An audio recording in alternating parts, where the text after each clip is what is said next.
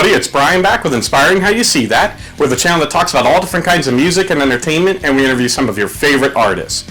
So today we're back with a new video, and I got to thinking, we all sit there and think about, it'd be cool if this band toured with this band, and so that's where the idea for this video came from. So what I did was I took 5 pairings of bands that I think would be really cool to put together, and then I'll explain to you guys why I like them as pairings.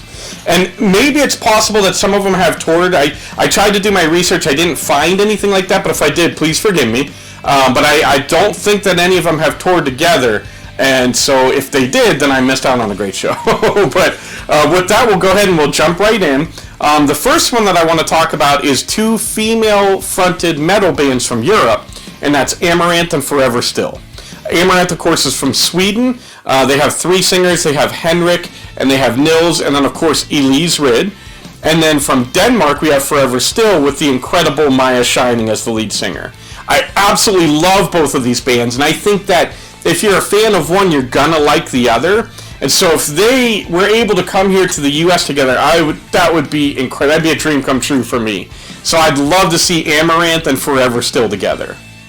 The next pairing I'd love to see is actually, both are from the U.S., and both are 2 of my favorite male vocalists. So I would put Disturbed and Shinedown together. Now I know they've played festivals together, so I know they've shared the stage to some degree, but I don't believe they've ever actually done a tour as like co-headliners. Of course, Disturbed is headed up by David Draymond, and Brent Smith is the lead singer of Shinedown, and both of them, I would say right along with Chris Adam from Smashing to Pieces, are the greatest male vocalists in the world right now.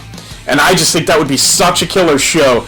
Both bands are able to bring it heavy and then also bring the ballads that everyone loves. So I'd love to see Disturbed and Shinedown share a billing. For the next one, I would put The Warning and Eva Under Fire. So it's funny because you guys know how much I love both bands. I've talked about The Warning plenty of times, and of course I've interviewed Eva, the lead singer of Eva Under Fire. I didn't realize it until my dad mentioned it once. He said, we were listening to an Eva Under Fire song. He goes, man, she sounds like Danny from The Warning. And I thought, she does. When they both sing high, they sound very similar, and not just vocally, but the drum style, the overall song style, they're very similar.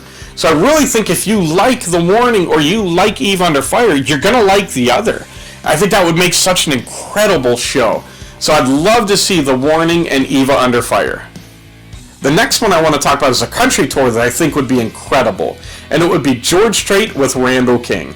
So George Strait, of course, is an icon. I mean, he's the king of smooth. I've been a fan of his since I was a little kid. I love George Strait. Well, Randall King, we've talked about him before, is pretty much like the exact copy of a young George Strait, both in how he sounds and even how he looks. So I think that would be such a cool thing, almost like a passing of the torch from the icon to the new up-and-comer. And I just think that would be so cool to see. And I'd even throw in Clayton Shay as the opener. Clayton, he's not exactly like the others, but he's a fantastic up-and-coming country artist that, it would help his career out immensely to tour with somebody like George Strait. And I think everybody seeing him would really love his music. So I think that'd be an incredible show. So now I'm going to go back to a band that I mentioned before, and I don't usually do that, but I think you'll understand why. So I would put together GFM and The Warning.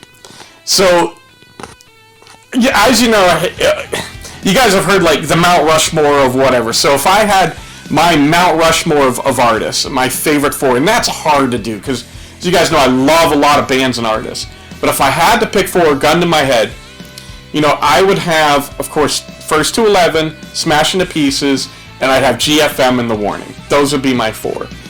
And I know what you guys are thinking. Like, maybe that doesn't mix well because GFM is heavy metal, they're heavier, and The Warning is rock. And I understand what you're saying, but for a few reasons, I think it'd be an awesome mix. First of all, a lot of people are fans of both styles of music. Both rock and metal. You've got fans that love both genres. I also think it's pretty cool that both bands are power trios that are comprised of 3 sisters. I think there's something really cool. I mean, you could call it the Sisters Rock Tour. I know that sounds corny and cheesy, but I think it'd be cool, and I think it would really market well. And again, selfishly, because both are on my Mount Rushmore, I just think it'd be cool. And it's my list, so I can do what I want. So I just think that would be an absolutely amazing tour. I'd love to see GFM and The Warning together. And then the final one that I want to talk about would be putting my other two favorite bands together. That would be on my Mount Rushmore. And that, of course, first to 11, although I'd probably go with Concrete Castles, which is obviously Audra, Matt, and Sam. And the reason that I would go with Concrete Castles is because Ryan, the bassist, probably would not want to do like a world tour. And I think because Smash Into Pieces is from Europe, this is a perfect world tour opportunity, both tour here in the U.S. and in Europe. And since he has young kids, I could see him, not wanting to do that. So that's why I would say I would actually go with Concrete Castles to put with Smash Into Pieces. I think for good measure, I'd love to see them bring Halflives with them. I love Linda Bartolani. I love Halflives music, and those three bands together. Oh, shut up and take my money. I'd probably go to multiple shows. That would be absolutely incredible. So those are 5 of my dream tour matchups, and I'd love to hear from you guys. Who would you like to put together? Or maybe tell us some amazing tour combinations that you have had the opportunity to see. We'd love to hear from you all. And as always, thank you so much for spending this time with us. We love you all. God bless, and rock on.